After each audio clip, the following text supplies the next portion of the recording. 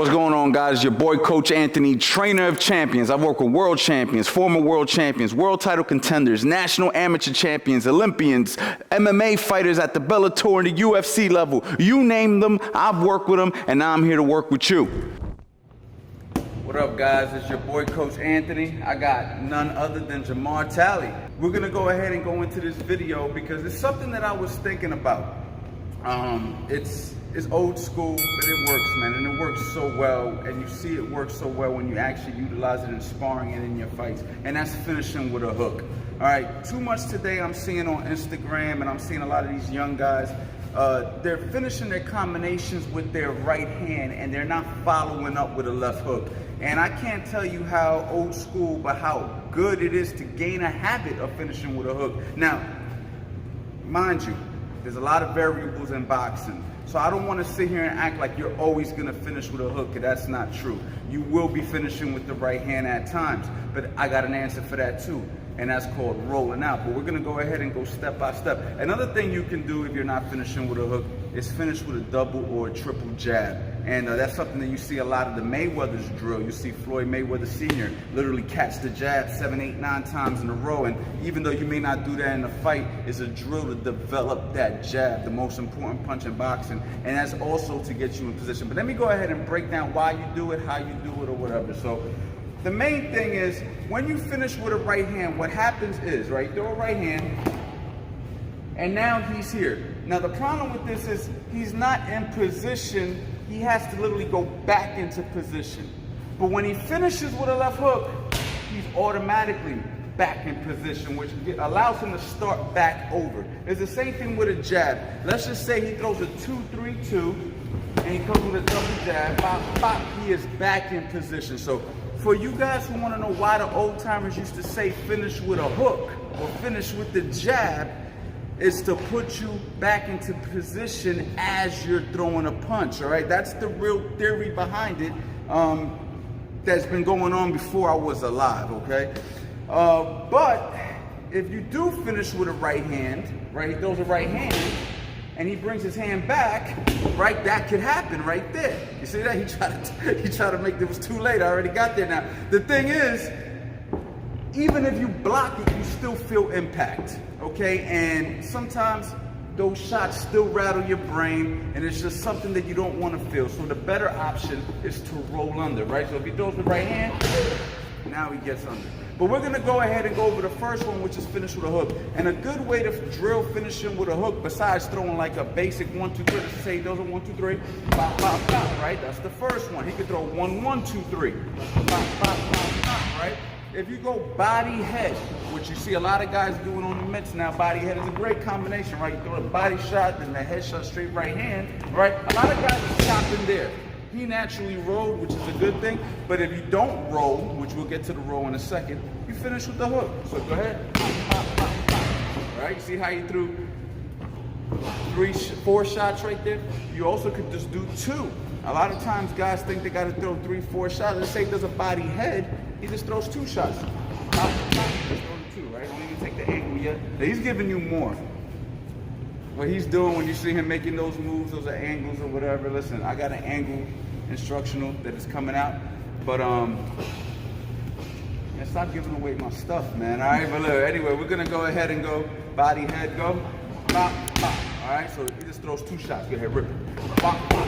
Okay, so you got 2 shots, right? One more time. Pop, pop. Or he can throw 4. Pop, pop, pop, pop. Okay. And this is how you drill finishing with a hook. Let's give you one more. Uppercut hook, straight right hand hook. Ready, go. Pop, pop, pop. One more shot. Ready, go. Pop, pop, pop, pop. That's if you're finishing with a hook. A lot of times guys work the 3 shots will be uppercut hook, right hand roll. Go ahead. Pop, pop, pop. That's just as good. Now let's talk about the double jabs and the triple jabs at the end of the combination, right? So another good way to drill that is any combination you do, automatically fire that double or triple jab. You know what I mean? Without even having to call it. So let's just say we start off with that uppercut straight right hand that we just did. Pop, pop, pop, pop, pop, pop. All right, bring it back. You don't even got to bring the roll, just let it flow. Go. Pop, pop, pop, pop, pop, pop. Okay? So you notice how that works. 2-3-2. Pop, pop, pop, pop, pop, pop. Good. 1-2-1-2. Pop, pop, pop, pop, pop. So I don't even have to tell him. He already knows to automatically fire that jab. And what that does is it gets him in the habit of utilizing that lead hand, but not only that, as soon as he's done with his combination, he's right back into position, ready to work, ready to create new opportunities. Excellent habit to form. And then the last one would be rolling out. Okay, so he throws the right hand, he rolls. Now, this one you save for if you know you're gonna finish with the right hand. All right, so we're on the inside, he throws a right uppercut, he rolls out. We're in close, he throws a right hook to my body, he rolls out. All right, he throws a 1-1-2, I try to counter him back, he rolls out. So there you go. In this situation, he has made a decision that he's not gonna finish with a hook. So he rolls his head. Because if he doesn't roll his head, as you saw earlier, he has to either eat the shot or he possibly may, even worse, get countered with that hook. And you don't want to really feel that shot. It also resets your body the same way, right? So look, just face the camera. He throws the right hand. He's out of position. Roll now. Right back in position. Look, the starting point. Look how that is. Look how beautiful that is. You know what I'm saying? One more time. Rolls out. I mean, my bad. Throw the right hand. Rolls out. Right back in position. Same thing. Face the camera again. Throw the right hand. Bring the hook back. Right back in position. Okay? Throw the 2-3-2 and then finish with a double jab. Pop, pop, pop. Right back into position. All right? They don't get more old school than that. And that works. This is, I don't make up stuff. I only pass on to you the jewels that were passed on to me by the people who are credible. And this is something that you definitely should add to your boxing if you're not already doing it. Today we're going to talk about 3 tips to help you with boxing rhythm. And actually, we're going to have a 4th important tip. So make sure you stick to the end of the video because you're not going to want to miss that. All right. So I made a video in the past on how to incorporate rhythm. It'll be somewhere up here. Okay, and I talk about how I was taught rhythm originally about, 20 years ago. And it's simply an in and out bounce, all right? So tip 1 is gonna be an in and out bounce, all right? So it'll be here, I'm in my boxing stance, and of course I'm in front of the mirror because I like to look at myself so I can critique and coach myself. And I'm just here, in and out bounce, in and out bounce, in and out bounce, okay? Now, that bounce, you might see guys like Manny Pacquiao, you might see a lot of high-level amateur fighters, international fighters, European fighters, a lot of guys who like that in and out bounce because you can easily step in, steal punches, get out of range quickly. The better you do it, the more you drill it, the faster you'll be at going in and going out. So that's tip number 1. Now, the con to that kind of rhythm is you can be timed. And honestly, the con to all rhythms is you can be timed. All right, so we're going to talk a little bit more about that later on in the video. Tip number 2 is going to be to do the same in and out motion, but without the bounce. Of course, I'm going to be in the ball of my back foot, and I'm simply just going to be going here. Okay, so as you notice, just going forward and back, okay? Forward and back, forward and back, forward and back, forward and back, forward and back. Same idea. I like that a little bit more than the in and out bounce because I'm planted to the ground and I actually have more control. And at any point that it's time for me to punch, I can get the punch off. So I really like that. But again, you can be timed, right? Because you're going forward, back, forward, back. So as soon as you go forward, boom, somebody can hit you. So you have to be careful with that. The next one. Now, this is something that I don't see anybody teach. But I do it, and I said to myself, how can I teach this? So I'm going to teach it. Now, in boxing, I teach defense, all right? All coaches teach defense. At least the good coaches do, you know what I'm saying? And if you don't have my defensive course, Defensive Principles 101, make sure you check it out because we go over everything you need to know about defense in that particular video, at least fundamental-wise, you know what I mean? And I teach a slip, slip, roll, roll. Sometimes I teach a slip, roll, roll. Sometimes I teach a pull at the waist. Different things that we do. So for instance, if I am here and I am slipping a cross from an orthodox stance, I'm slipping over the lead leg, right? So I'm here, I'm slipping. Someone throws a jab at me, I'm slipping. Someone throws a hook at me, I'm rolling. Somebody throws another hook at me from the other direction, I'm rolling. Somebody throws an uppercut at me, I may pull. Somebody throws a jab at me, I may pull. Whatever the case may be. Cool. So if you notice, when I slip over my lead leg per se, it's kind of a, not super exaggerated, but far enough that if the cross was to come, it'll go right there. Someone throws a jab at me and I slip, I'm gonna drop far enough to where the jab's gonna go over my shoulder.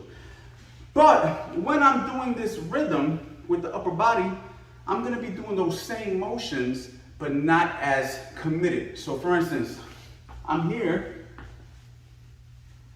So if you notice, right, I'm actually blending in the forward, back, left, right, right? So I'm here, look.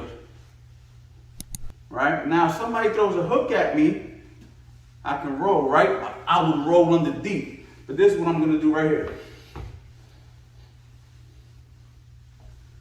So let me do it in front of you. Now notice, I'm doing all the same motions. Slip, slip, roll, roll, right? With no rhyme or reason. I'm not doing it in any particular order. I'm just moving my upper body movement. All the upper body movement things that I learn. I also sometimes add a little bending at the waist. Different things that I teach, right? So I'm just doing that. Nice and controlled. Forward, back, left, right, roll, roll, but not as much. If somebody was to throw a right hand at me, I would still get caught. Someone was to throw a hook at me, I would still get caught. But I'm just giving you something with the upper body right now. And then if the shot comes, whoop, I gotta go further. If the shot comes, whoop, I gotta bend further. If the shot comes, whoop, I gotta bend further, right? All that is putting me in a motion. Let me take these off so I can feel more comfortable as I'm demonstrating. So now, let me look in the mirror real quick. I'm here.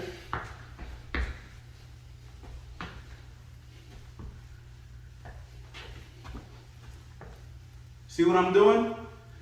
I'm just simply doing the same moves that I would do defensively, but with no punches coming. Okay, so that's the upper body part. Now, for the last tip is going to be putting it all together. Right now, this is where you're gonna add your shuffling.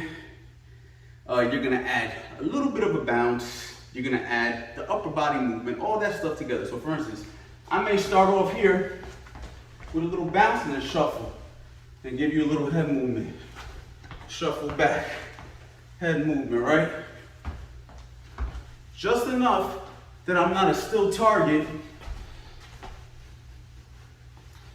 even though those punches might not be coming. So now while I'm doing this guy don't know what punch to throw. And with experience, okay, if the shot comes quickly, then I just simply time it. So if I'm here, he throws that cross, I'm here, bang, I catch him. Same thing on the other side. I'm moving, adding the rhythm, head movement, giving you different angles.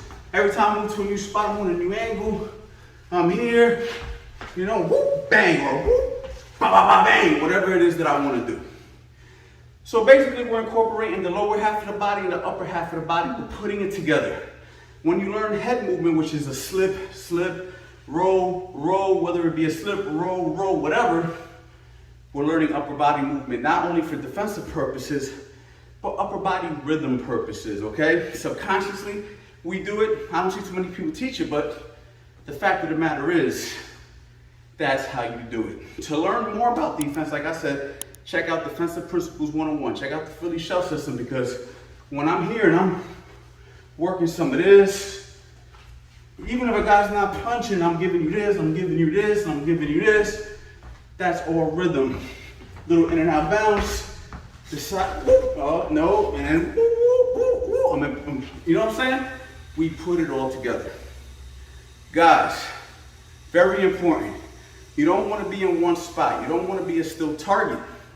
You want to always be a moving target, whether that be moving your head, moving your feet.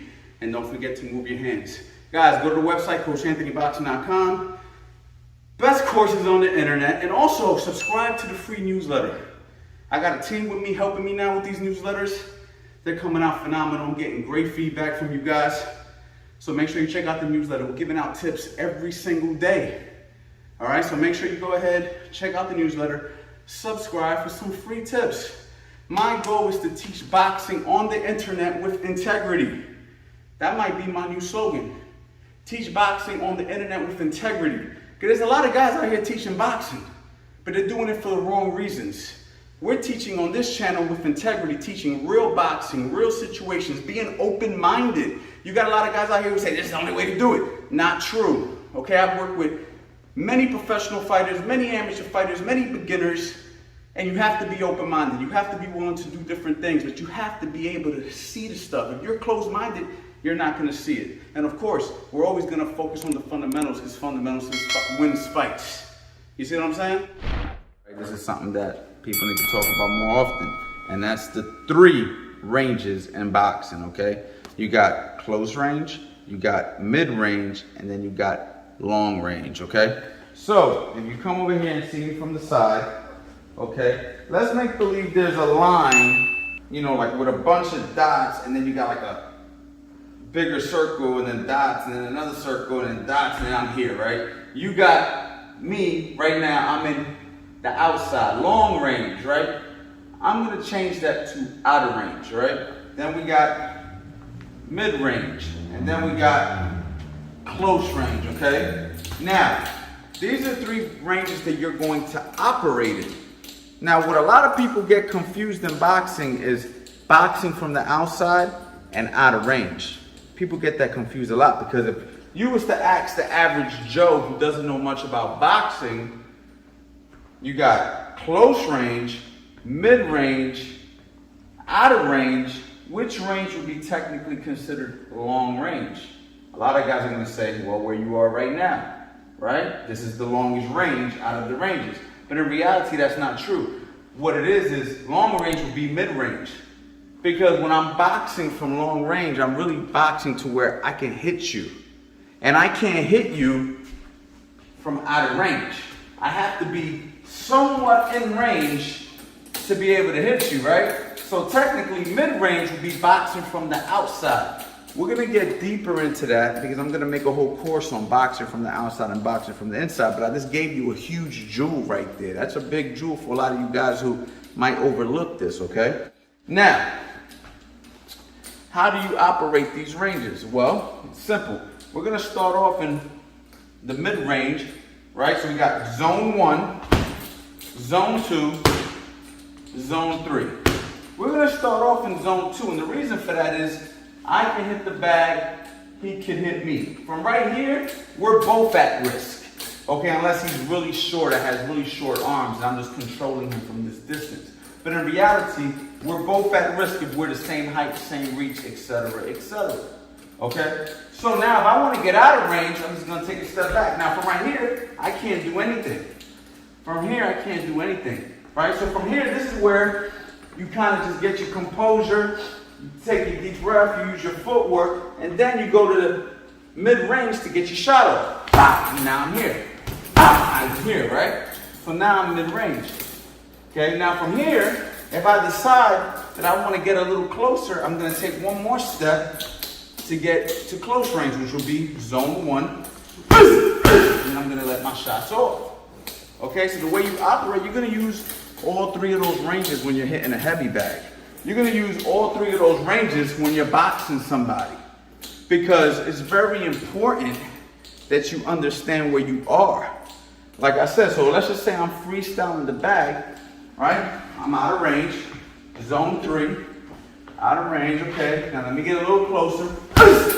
Boom, got my jab off. Now look what I do. I automatically come back to zone 3 because I don't plan on working.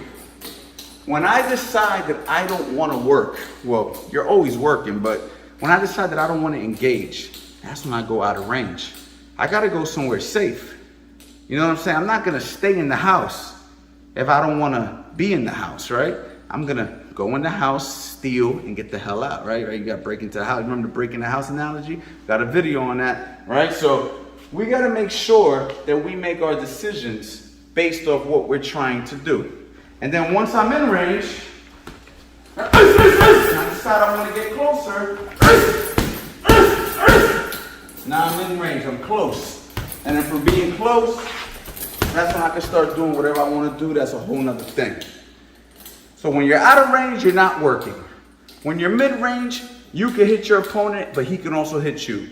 And when you're in close range, that's when you're working the inside, ripping them hooks to the body, uppercuts up the center. You're in real close, real up close and personal, but that's where the real nitty-gritty stuff starts to happen. You know what I mean? So make sure you keep that in mind when you're hitting a heavy bag. It's gonna help you tremendously. All right, and also guys, I know I talk a lot about going to the website and checking out the courses and whatnot, but we also got some free stuff in the description, man. So make sure you guys go to the description. I got a bunch of free stuff in there. So if you guys want some freebies, make sure you guys go to the description. All you're gonna have to do is drop your email in there and you guys are hooked up.